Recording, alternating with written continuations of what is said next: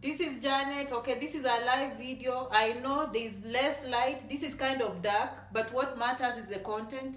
Is the content of this conversation. So please stick around. Tell me if there's any problem with this video, but for now I'm gonna go ahead, because for those of you who listened to me on Friday, I believe I told you I'll come back with a chat. I'll come back with a chat because so many people are not understanding what I'm saying in too many words. For those of you who are understanding, good for you. But for those who are not understanding, I'm here today. And today I'm talking about people who have no money. Whether you have money, you don't have money, this is your chat. Okay? Because many of you are stuck in step 1. Today, let's focus on everyone. If you have money, good. If you don't have money, good. But all of us are going to put in the effort. We're going to put in the effort so in the end, we can see the results, okay? All right, thank you so much for coming. Unfortunately, I'm not close to the phone to see your comments, but I'll continue. After the video, I'll come down here, never give up. If I don't comment or if I don't answer your question, believe you me, I read all the comments and I come and present to you, all right? So thank you so much for coming. As you can see, today's title, F1, F2 student visas. F1, F2 student visas. For most of you who followed me for a long time, I always prefer student visas, and I always say why. Because F1 student visas will give us a chance. It will give us time to do other things. As we come to the United States, there are many things we can do with student visas as we wait to put our lives together. Okay, so let's go ahead. Student visa. F1, F2 student visa. For those who are not familiar, F2 means spouse and children of F1. So if you want to come as a family, the principal applicant will go ahead and apply for the F1 student visa. When they get the I-20, they can notify the admission office, oh, by the way, I want to come with my husband. By the way, I want to come with my wife. By the way, I want to come with my children. Then the admission office will tell them, okay, for you to bring your family members, you need to add some money on your bank statement. Show us your bank statement that will reflect you're able to support your spouse and children, and then we'll offer you an I-20 that will give you an F1 student visa, and it will give you F2 to the children, F2 to the spouse. And when they come here, the children will go to school. So I thought I have to put that out there so we know some of us, we are not single, we are with families, and we need to find a way of coming here, okay? All right, I hope you're on the same page. That's what I mean by F1, F2 student visa. So let's see. For those who've watched me for a long time, I know this is a repetition. For those of you who are coming to see me for the first time, keep in mind, I always say the best thing you can do for yourself before you come here is research. And that's what I mean by homework. Homework, homework, homework. So you can't go saying, I don't have money. I don't have money. Have you done your homework? First of all, don't go for obstacles. Start with possibilities. Homework. Have you done your homework? Have you looked at the costs? Okay? At the cost. So, today we are talking about everyone, whether you have money or not. The first thing you're going to decide, you're going to decide, do I want a community college or do I want a university? Some of us who have diploma, some of us who have associate's degrees, we can come here, okay? We can apply here. And how do we apply? We use our high school transcripts. Okay? And don't say, oh, I graduated many years ago, I don't know. How do you know? Have you talked to the school? Have you talked to the school? The school will tell you whether they need it or not. So you go talk to the high school.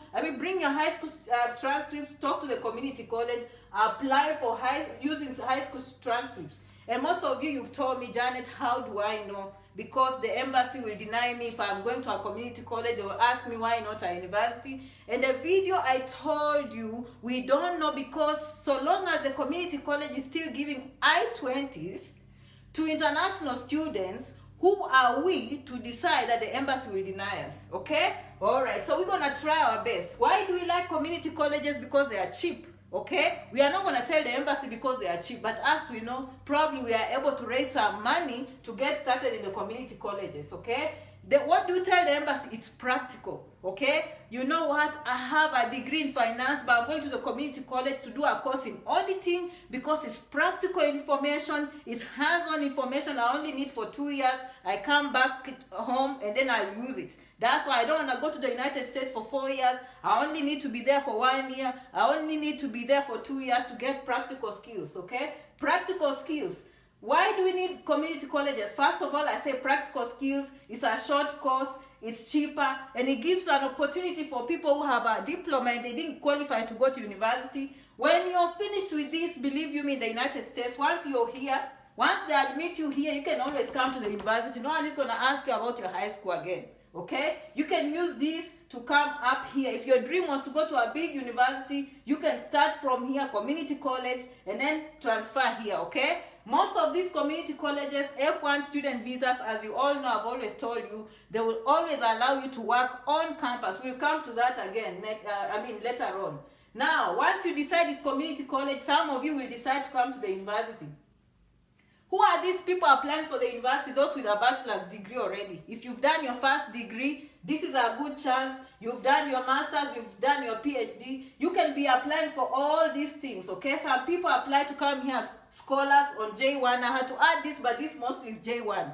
Scholar is J1, internship is J1, exchange programs are J1, but all of them happen in the universities, okay? And this one, here usually people work, okay? People are allowed to work under this J1. I thought I had to say J1, but if you're applying to come for a bachelor's degree, you're applying for a master's degree, you're applying for a PhD, okay? You can apply in the university using what you have already, okay? All right, so first of all, what we do, we're going to start with our homework. Once we do our homework, we want to find the cheapest community college. We want to find the cheapest universities, and Janet has always posted the links. For those who can't do the homework, I promise I'll start posting the links more often. I've posted, but some of you don't see them. You never see them, okay? We're going to find the cheapest community college. We're going to find the cheapest university, okay? That is the cost. Before we cross over, we want to make sure we are getting the best deal that we can afford. Of course, for some of you who have money, never mind. You can apply to Harvard. You can apply to Yale. You can apply to University of California, anywhere you want, okay? All right, what is the next thing we look for? Work programs. On each website you go, make sure you go under international students. Make sure you go under work programs and see what are the work programs on campus. Make a phone call, email them. Some of them will say, okay, we do not allow students to work because the work, you cannot depend on the job to give you school fees. But don't get that discouraged. So long as there's that opportunity, always look if they have work programs, okay? You will be thankful when you come here. If you have work programs on campus, you'll be very thankful. Another thing, you want to look for scholarships. Not just scholarships, international scholarships. Scholarships for international students. And I've given you links to scholarships on this page starting from January. If you go and turn down this page upside down, you will go down, you'll find I posted so many links to scholarships in the United States for international students, okay? Those are the things you want to do. That is what I mean by homework. Look at the cost. Look at work programs. Look at scholarships. Now, let's come to English exams. These are things you're preparing before you even come here. First of all, you've decided community college. You've seen what are the requirements for community college. You've come to the university. You've seen what are the requirements for university. Now you put yourself together. Then you start your homework. You check the cost. You check the work programs. You check the scholarships. When it comes to English exams, not all schools require English exams. If you can get a shortcut, that's fine. Again, Janet will post the links for schools that do not require TOEFL or IELTS. If you can use a shortcut, good for you. If you can't, prepare to do the TOEFL and IELTS. These ones are offered anywhere in the world. Wherever you are, in the biggest cities back home, you'll find TOEFL, you'll find IELTS. These ones, I think in the embassies, Canadian Embassy, British Council, you'll always find that exam. You can book for those exams anywhere. Ask for preparation materials, prepare in detail. Don't walk in the exam thinking English is easy. Practice the essays, practice the spoken English, practice the written English before you sit for these examinations, okay? All right. For those who are coming for master's programs or PhD programs, but mostly master's programs, they're going to ask you for graduate record examination. Most of you who are coming for masters, you know, it's called GRE. GMAT is for those who've done business, okay? Most likely, you're coming for business administration. They want you to have GMAT.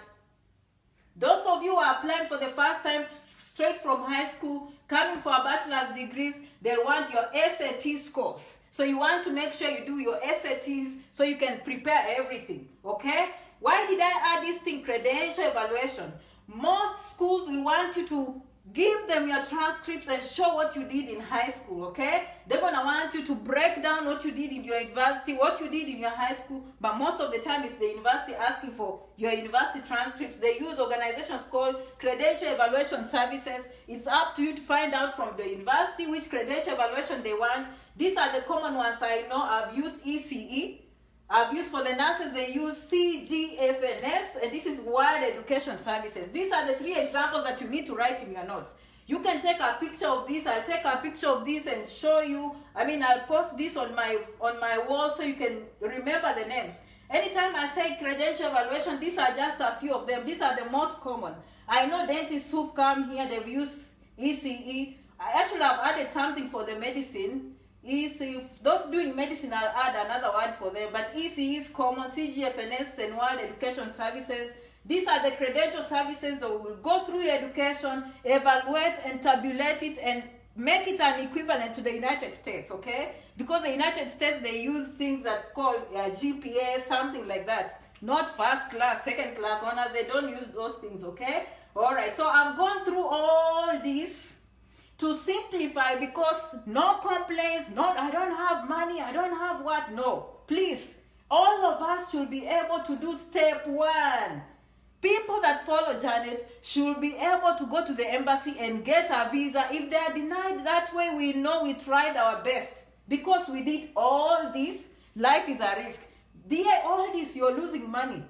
All this, you are losing money, but don't look at losing, look at it as an investment, okay? You're paying money for TOEFL, you're paying money for IELTS, you're paying money for GRE, GMAT, and SATs.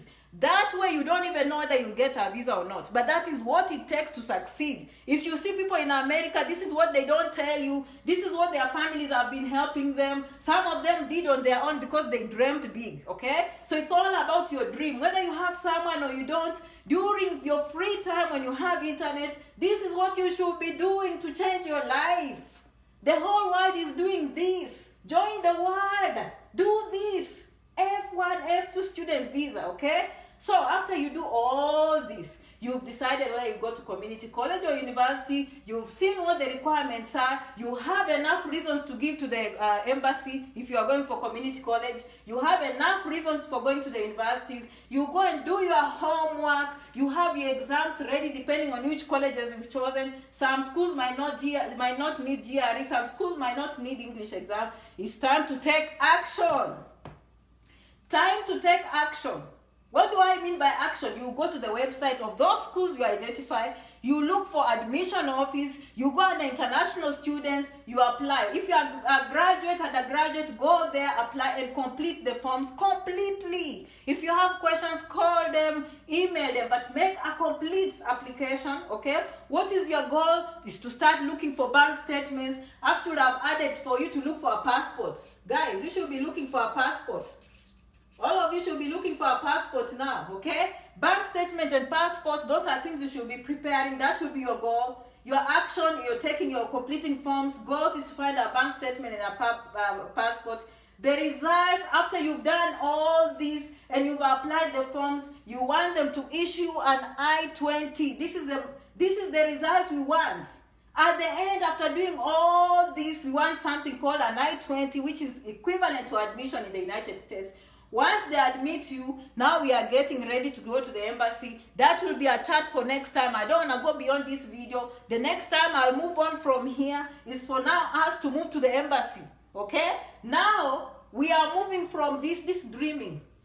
This is just thoughts. Okay, right now I'm introducing thoughts. For those of you who followed me, maybe you started doing this already. Some of you are coming for the first time. Introduce a dream in your head. Okay? This is a dream. This is a dream. Okay? This is just the beginning for some of you. Stop getting stuck in one place. You are jobless. You are wondering what to do. Other people are coming here. They are making life better for